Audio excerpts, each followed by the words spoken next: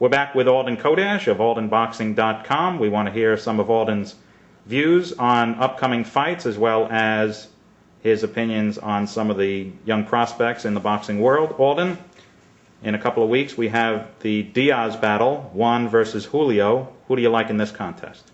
I'm picking Julio Diaz over Juan. He's older, he has more, he's lost bouts, he's more experienced. The fact that he's older and has already lost bouts may prove a disadvantage, but I think that's an advantage. He knows what it's like to be in with the top caliber opponents. He's been competitive with Jose Luis Castillo in the past. But I think the main reason that he's going to dethrone Juan Diaz is that he's taller, he has a great jab and great upper body movement as well as footwork that gave a lot of fighters trouble, even top fighters such as Javier Jauregui, Ricky Quiles, and Jesus Chavez before Chavez declined from their bout. I think as a result of the Acelino Freitas bout, Freitas showed that Juan Diaz is susceptible to good upper body movement and a good jab. But the difference was that Acelino Freitas couldn't sustain that kind of fight plan to win the bout. Diaz steadily wore him down. I think Julio Diaz is in the kind of condition that he can sustain a fight plan like that, stay on the outside, use his jab long enough to win the majority of the rounds, but I still see Diaz keeping it close throughout, and I see victory on points for Julio Diaz. Julio over Juan, you're saying, going the distance. Yes. Do you think Juan is slightly overrated? Against taller fighters that could establish distance between the two fighters, he may be overrated. We're going to find out. I think he is. In a close fight against inside fighters, he's among the best in the lightweight division, if not the best. And you think Julio can keep him off for 12 rounds? He has the stamina to do that, in your opinion? Yeah, he scored knockouts in the late rounds in the past and won shutout decisions that proved that he can maintain his height throughout the battle, as he showed against the top fighters such as Ricky Quiles. And the winner of the fight likely will be facing David Diaz. What's your feeling on if you're correct, Julio versus David? What do you think of that fight? Diaz is by far the worst of the... Which one? David Diaz is by far the worst of the Diaz trio. He's short, he's still learning, and I don't really think he deserved that WBC strap just yet. He wasn't even supposed to win it when he knocked out Santa Cruz, but the reigning champion at that time, Joel Casamayor, vacated it. I still don't really look at him as a champion, even though he beat Eric Morales, who was aging, and could have actually been given the nod in that fight. So I think Julio and Juan Diaz would both have relative ease with David. You see David as being a little bit too wild for sturdy and sound boxers like Juan and Julio? Absolutely. Okay, so recapping, you're saying that it's Julio over Juan on HBO in a couple of weeks. Yes. Okay, a little bit more down the road, we've got, of course, a great matchup in Madison Square Garden. Miguel Cotto taking on Sugar Shane Mosley. What are your feelings on that fight? Mosley's experienced, but I think Cotto's youth, strength, and ability to apply his youth and strength is going to be the difference. Cotto is a gradually improving boxer.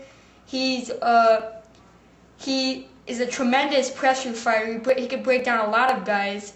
I know Zab Judah may not have been such a great test since he's known to break down in the late rounds anyways, but Cotto broke him down, and Judah came to fight that night, and Cotto's broke down a bunch of other sturdy veterans, and including Paul Malignaggi, who Cotto gave the worst beating of his whole career to. But Sugar Shane Mosley is one of the all-time, well, not one of the all-time greats. He's definitely a great fighter of our generation. You don't think he'll figure out Miguel Cotto? Cotto has been hurt before. Do you think Sugar Shane could take advantage of that? I think he could hurt Cotto. I don't think he's going to drop him, but I think Mosley, especially in this half of his career, I think he's befuddled a little bit by aggressiveness, as Fernando Vargas proved in the first bout, despite what happened to Vargas in the second bout. And Cotto is twice the fighter that Fernando Vargas is on the enclosed, and he's younger and stronger than El Feroz, and I think that's going to pay him a lot of dividends in the bout. And I know there's no way Mosley's going to go out on a stool or by a TKO or let alone a knockout, but I think he's going to last, win a few rounds, but I think Cotto's youth is going to make the difference. You think it's just going to be? You think a younger Sugar Shane, the story would have been different? You think it's mainly that Sugar Shane is late in his career, that he doesn't beat Cotto now?